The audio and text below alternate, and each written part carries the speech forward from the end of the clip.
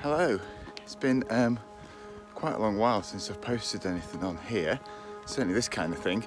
Obviously it's February, we're still stuck in lockdowns and things are looking a little bit more hopeful with vaccines and whatnot.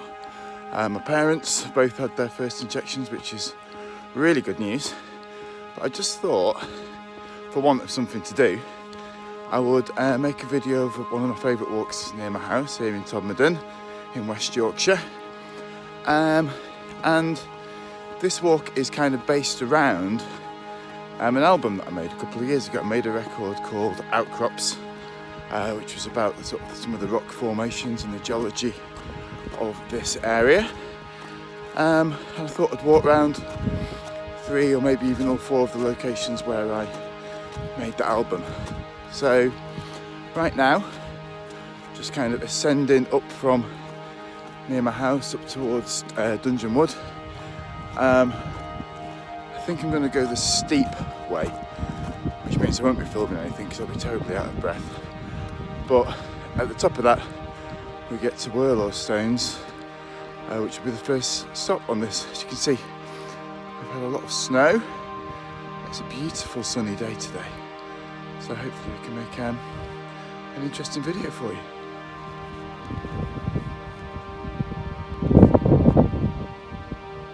Okay, almost up the hill now. Amazing views already down over Todmorden and Ligget, heading up to Cornham. And just starting to peer over the top of here is Whirlaw stones. And anyone who's been to Todmorden will have probably seen Whirlaw stones. It really dominates the town. And it's weird because as you get closer, it almost gets a little bit less impressive. But if you're in Todmorden town centre and kind of look towards Burnley, you'll see up on the hill this great big mound, which almost looks like a spoil heap for mining, but it's a natural outcrop. And I'm going to head up there now and we'll have a closer look.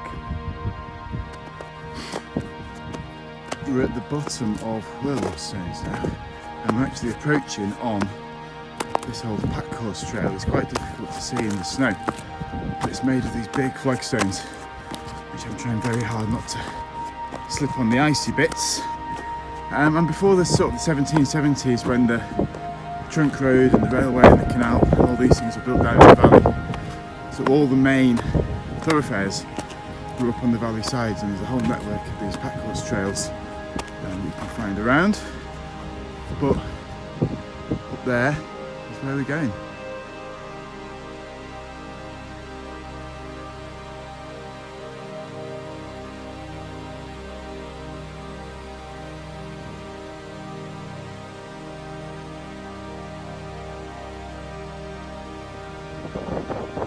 So when I had the idea for this album, which was called Outcrops, there were sort of 2 plans. One was to visit some of the outcrops, the local rock formations here near to where I live in Todmorden, and secondly was to sort of tell the geological history of the area as well. And the idea I had was to kind of take my portable recording stuff, my little iPad and keyboard and things, and try and find kind of caves or little places that I could get into the rock, and just think about where those rocks came from and the sort of ancient deep time history of the area, and try and put that into sound somehow. And this was the first cave behind me that you can see that I went to. This is Whirlaw stones, and I chose this to represent the sort of the main rock around here. So what we're sitting on is what's called Kinder Scout Grit, which is part of the Millstone Grit formation. If I stand up even, you can see I've got tons of this around me, and behind me the sort of various outcrops on there. And yeah, the Kinder Scout Grit is part of the Millstone Grit, so called because it's good for making millstones, and it was formed in the Carboniferous period by rivers emptying from mountains onto a big sedimentary plain. So as these fast flowing rivers came out of the mountains, they would discharge all this really coarse grained, really heavy sediment and build these big thick layers of this really coarse sandstone. And there's various layers of this, and it's all over the north of England. And this is our bit here. So Whirlaw stones was my first place. I'm just going to maybe climb up and have a look at the top.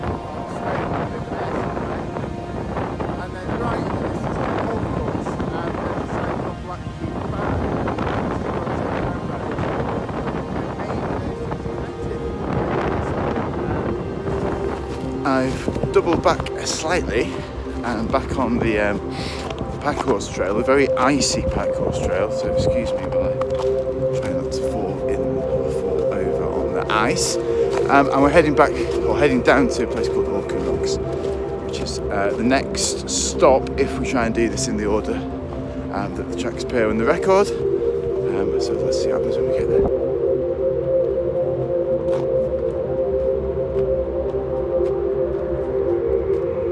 Behind me there is Orchan Rocks, which is our next stop, is where we are now, in fact. And this is the same kind of scout grit that Whirlaw Stones is made of and all this stuff's made of. But when I came here and kind of hid myself in a little cave in there, I was kind of thinking about the bit in between. So we've descended quite a little bit from Whirlaw Stones now, actually.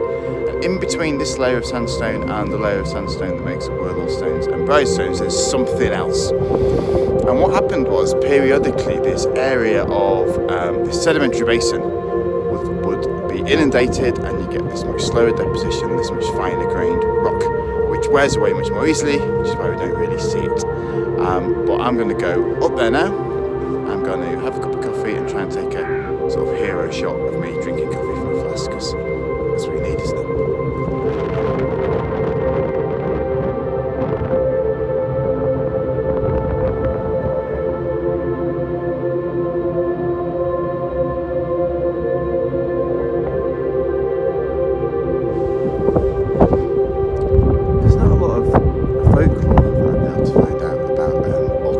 Strange, because it's a really prominent sort of landmark. There is a lot of graffiti on here, sort of carved into the rocks going back probably hundreds of years, and I don't know, I quite like that here. I think it's quite nice, gives you a sense of the place. There was a proposal, I believe, at some point to kind of quarry this away, and local opposition stopped that from happening, so we are left with Orchan Rocks still here today. The next location on the Outcrops album is Hawkstone, which you can just see on the horizon over there. I'm not going to go there today because it's out of the way and you have to kind of just double back on yourself. It's quite awkward to get to. But what the music at Hawkstones represented was the next phase of this. So after we'd had this big sedimentary basin and these periods of sort of inundation when the sea came in, finally this all kind of sedimented up and we got a forest. Down the middle of the valley, which you can kind of just see over there, is a fault line called the Todmorden Smash Belt. And what that has resulted in is this side of the valley is higher up than the other side. So all those forest rocks have been eroded off the top of here. But on the other side, where it's a lot smoother, those rocks were compressed over millions of years and became the coal measures. And there were some small coal mines actually up on those hills there near where the trees were. So the Hawkstones part of the album sort of kind of represents that primeval forest and the compression of that over the years and that kind of coal that came out of there. Our next stop is Bride Stones, which if we pan around, you can just see over this wall.